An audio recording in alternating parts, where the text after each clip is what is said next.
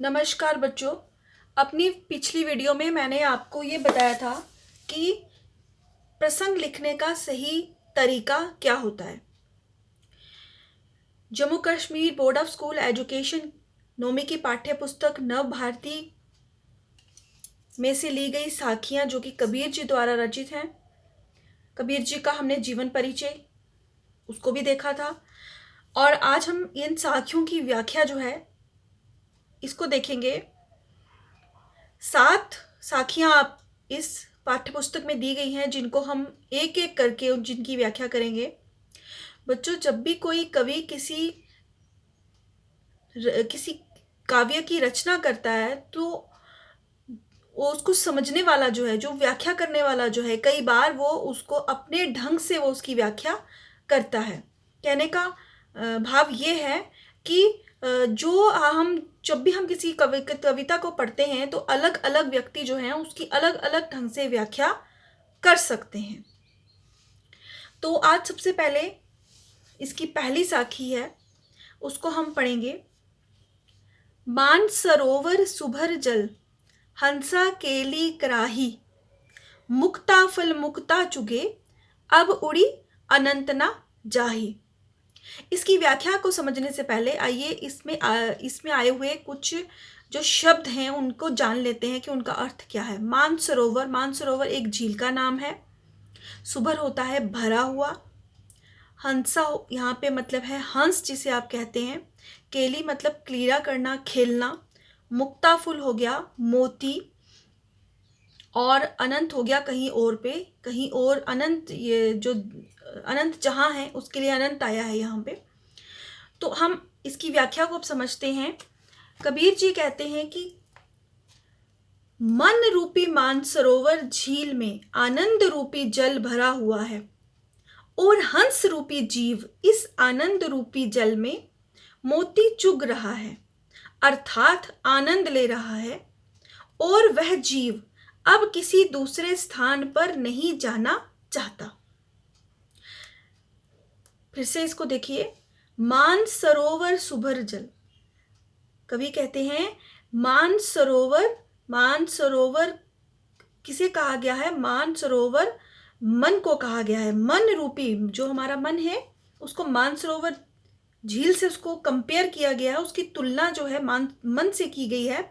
और वो जो मन है, मानसरोवर सुभर जल, उस मानसरोवर झील में, उस मानसरोवर मन रूपी झील में आनंद रूपी जल जो है वो भरा हुआ है।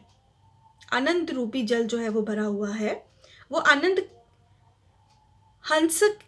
हंसा यानी कि हंस किसको कहा गया है यहाँ पे? देखिए, हंस रूपी जीव, व्यक्ति को हंस कहा गया है कि हंस रूपी जो जीव है वो उसमें क्रीड़ाएं कर रहा है, वो उसमें खेल रहा है, उसका आनंद ले रहा है। मुक्ता फल मुक्ता चुगे, और वो क्या कर रहा है? वो मन रूपी जो मानसरोवर झील है उसमें आनंद रूपी जो जल भरा हुआ है और हंस रूपी जीव जो है वो आनंद के मोती चुग रहा है। अब उड़ी अनंत ना जाही, अब वो ये मोती चुग रहा है, मतलब अर्थात मोती चुगने का अर्थ यहाँ पे है, मोती चुगने का अर्थ है आनंद ले रहा है और वो अब इस स्थान से किसी और स्थान पर नहीं जाना चाहता। अब इसका भावार्थ क्या है? कवि इसमें हमें क्या कहना चाहते हैं? कवि ये कहना चाह रहे हैं कि जब जीव को, जब इंसान को किसी जगह पे आनंद आता है, जब उसका हृदय, जब उसका मन किसी भी चीज से आनंद से भर जाता है, तो वो उस आनंद से भर जाना चाहता है और उस स्थान को या उस जगह को या उस चीज को छोड़कर नहीं जाना चाहता। भावार्थ, व्यक्ति को जहां सुख मिले वह उस स्थान को नहीं छोड़ना चाहता।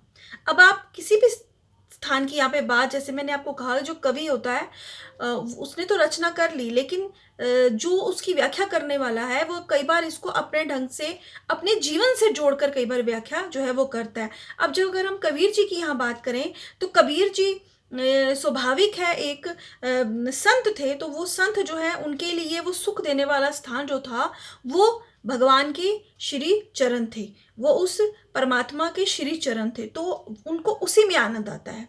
तो वो कबीर जी जो है उनका कहने का भाव ये है कि मुझे मेरा जो मन है वो आनंद रूपी जल से भरा हुआ है, और मेरा ये जो शरीर है वो उस मन रूपी जल से जो भरा हुआ मेरा आनंद रूपी जल से मेरा भरा हुआ जो मन है वो उससे आनंद उठा रहा है, वो भगवान के श्री चरणों में है, और अब वो इस स्थान से दूसरे स्थान कहीं और जाना नहीं चाहता। तो कबीर जी एक संत थे और वो इस चीज़ को उसी श्री चरणों से, भगवान के श्री चरणों से जोड़कर इस चीज़ को देखते हैं, उस आनंद को देखते हैं। और स्वाभाविक है कि किसी दूसरे के लिए कोई आनंद कोई दूसरा भी हो सकता है। तो आप इसको इस तरह से समझिए कि कबीर जी की, अगर आप इसमें कबीर जी के मत को समझेंगे तो कबीर जी यही कह रहे हैं कि मुझे तो उस श्री चरणों में, भगवान के चरणों में ही आनंद आता है, और मेरा मन जो है वो आनंद से भर जाता है, और मेरा हंस रूपी जो ये शरीर है ये अब उसी प्रभु रूपी जो आनंद है उसको लेना चाहता है और उसी आनंद में डूबना चाहता है, और वो अब इस स्थान को यहाँ से छोड़कर कहीं और जाना नहीं चाहता। एक बार फिर देखिए, मानसरोवर सुबर जल, मानसरोवर रूपी झील में आनंद रूपी जल भरा हुआ है, और हंस रूपी जीव उससे मोती चुन रहा है। मोती चुगने का अर्थ है कि आनंद ले रहा है, और अब वो इस आनंद को छोड़कर कहीं और जाना नहीं चाहता। धन्यवाद।